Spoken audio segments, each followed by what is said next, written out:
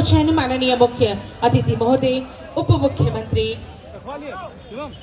और हमारे सांसद महोदय, माननीय महापौर महोदय, नगर आयुक्त महोदय के साथ अन्य विषय। प्रयागराज के सभी सम्मानित भाई बहनों का आशीर्वाद रहा, स्नेह रहा है और इसके साथ ही साथ हमारे माननीय डिप्टी सीएम केशव जी का, माननीय डॉक्टर नरेंद्र कुमार सिंह गौर जी का और हमारे मुखिया माननीय नरेंद्र मोदी जी का, भारतीय जनता पार्टी के शीर्ष नेताओं के हिसाब से काम करना है और जो संस्था में काम करना है उस संस्था के गौरव को आगे बढ़ाना है।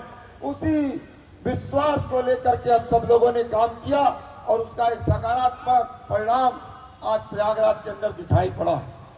कुंभ मेले के दौरान जब एक नया कमांड सेंटर हम लोगों ने स्थापित किया, माननीय मुख्यमंत्री जी भी आए, माननीय डिप्टी सीएम साहब भी रहे। पहली बार ये साल बार बार आवे, इतना तेजी से बोलने का काम करना है। यहाँ हमारे मंच और मंच के सामने वर्तमान महापौर के साथ साथ वर्तमान पार्षदगण और पूर्व पार्षदगण बड़ी संख्या में है। सभी लोग मेरे साथ बोलिए, भारत माता की। भारत महत्वपूर्ण है। आज से 2 साल पहले 26 मई को प्रयागराज के महापौर के रूप में श्री उमेश गणेश केसरवानी जी और आप सभी पार्षद गणों ने शपथ लिया। मैं इसके लिए 2 साल पूरे होने पर 2 साल के कार्यकाल के लिए आप सबको हार्दिक बधाई देता हूं, शुभकामनाएं देता हूं। लेकिन 26 मई की तिथि ऐतिहासिक। 26 मई 2014 को पहली बार देश के प्रधानमंत्री माननीय श्री नरेंद्र मोदी जी ने भी प्रधानमंत्री के रूप में शपथ ली थी। तो यह ऐतिहासिक संयोग है। तो आप इस तिथि का महत्व समझ सकते हैं। मंच पर हमारे बहुत ही वरिष्ठ नेता, पूर्व मंत्री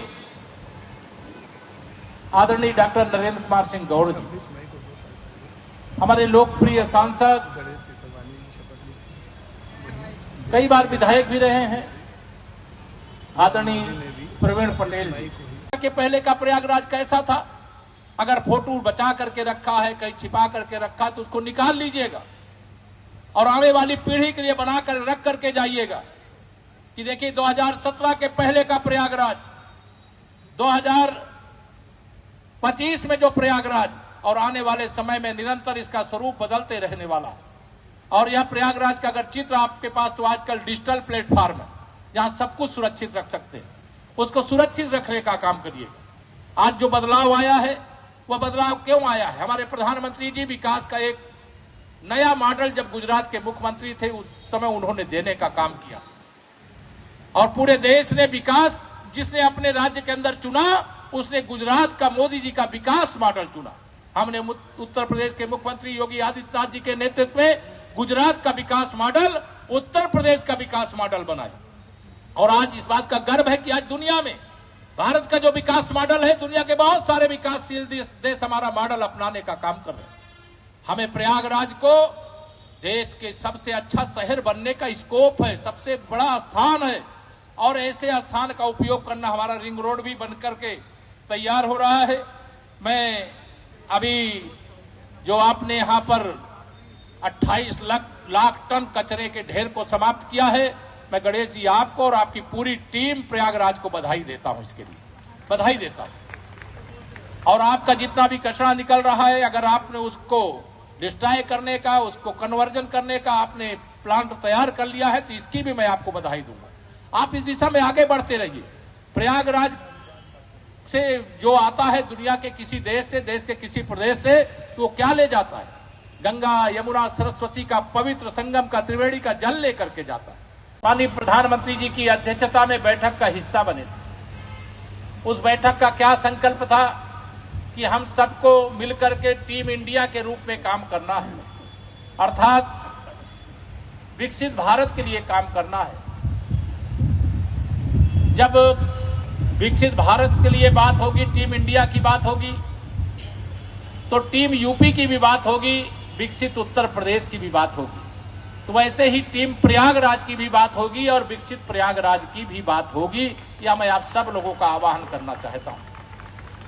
लोकतंत्र की जो ताकत है यही है कि सदन कोई हो, उसमें पक्ष और विपक्ष दोनों के सदस्य होते हैं।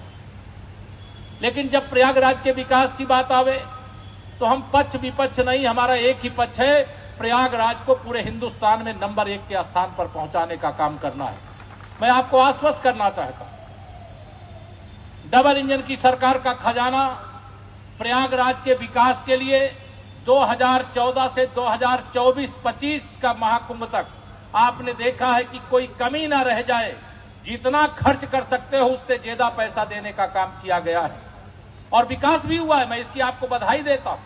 एक सजग पहरेदार के रूप में अगर जनता ने आपको जिम्मेदारी दी है तो अपने वार्ड में, अपने नगर निगम क्षेत्र के अंदर, क्योंकि नगर निगम क्षेत्र का विस्तार हुआ, बहुत सारा ग्रामीण क्षेत्र भी नगर निगम का हिस्सा बना, लेकिन जब तक नगर निगम के विस्तार के बाद जो ग्रामीण इलाका इसका हिस्सा बना है, जब तक वह भी शहर की तरह विकसित नहीं हो जाएगा तब तक लगेगा कि हमारा विकास का कार्य और नगर निगम विस्तार का कार्य अधूरा रह गया। मैं आप सबको भरोसा दिलाना चाहता हूं, आप बड़े भाग्यशाली हो। आप तीर्थराज प्रयागराज के नगर निगम के जनप्रतिनिधि हो और पदाधिकारी गण भी यहां पर हो। यहां बहुत प्रबुद्ध लोग रहते हैं, बहुत अनुभवी लोग रहते हैं, जिन्होंने अपने पूरे जीवन काल देश की सेवा की होगी, प्रदेश की सेवा की होगी, प्रशासनिक क्षेत्र में सेवा की होगी। अनेक यहाँ पे वैज्ञानिक हैं, यहाँ पे अनेक इंजीनियर हैं।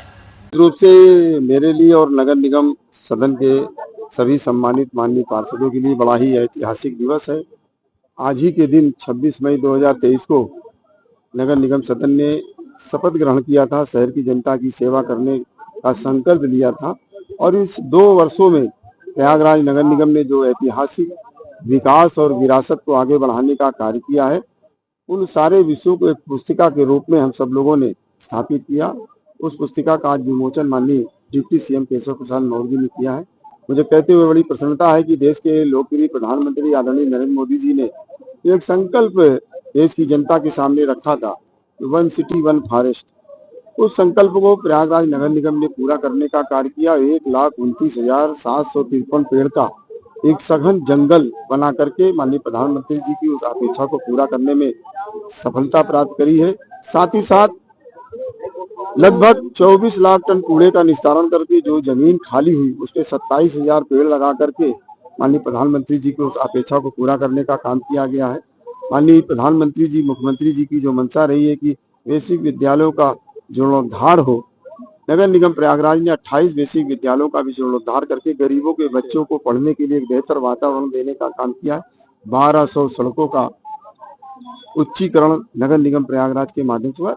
बहुत सारे ऐसे ऐतिहासिक जो हमारे विरासत थे, ब्रह्मा जी की मूर्ति, महर्षि वाल्मीकि जी की मूर्ति, महारानी अहिल्याबाई होलकर जी की मूर्ति, प्रयागराज के ध्यानचंद हॉकी के जो जादूगर थे उनकी मूर्ति, शिवाजी महाराज की मूर्ति, रविन्द्रनाथ टैगोर जी की मूर्ति, ऐसे बहुत सारे जो हमारे प्रेरणा पुंज हैं, उन सभी महापुरुषों की मूर्तियों को स्थापित करके प्रयागराज के गौरव को बनाने का काम किया गया है। एक साहित्य तीर्थ भी बन रहा है। साथ ही साथ एक अंतर्राष्ट्रीय आध्यात्मिक विश्वविद्यालय का संकल्प हम लोगों ने लिया है। एक राम सेतु पैदल जमुना नदी पर बनाने का भी प्रस्ताव हम लोगों ने पारित किया है और इसके अलावा एक अंतर्राष्ट्रीय क्रिकेट स्टेडियम, ये 3 आगामी आने वाले जो साल है इसके लक्ष्य है और निश्चित रूप से शहर की जनता की का जो आशीर्वाद हम लोगों के ऊपर है, माँ गंगा की जो कृपा है और हमारे शीर्ष नेतृत्व का जो एक स्नेह हम लोगों को प्राप्त हो रहा है, उस आधार पर मैं कह सकता हूं कि ये सारे संकल्प भी शीघ्र ही पूरे होंगे। प्रयागराज लगातार इस दिशा में अभियान चला रहा है। मैं आपको मैं बता रहा हूँ कि तालाब नवल राय अपने शहर का एक बहुत ही पुराना प्राचीन तालाब है। नगर निगम प्रयागराज उसका जीर्णोद्धार करा रहा है 12 करोड़ रुपए से। एक आधुनिक तालाब हुआ बन करके एक पिकनिक स्पॉट टाइप का बनेगा और ऐसे जमुना पार के कम से कम 13 तालाबों का जीर्णोद्धार हम लोग करा रहे हैं। शहर पश्चिमी विधानसभा के अंदर भी 5 तालाबों का जीर्णोद्धार करा रहे हैं। लगातार पेयजल की स्वच्छता, तालाबों का संरक्षण और रेन वाटर हार्वेस्टिंग, इस दिशा में भी हम लोग आगे बढ़ रहे हैं कि आज उसका विमोचन था।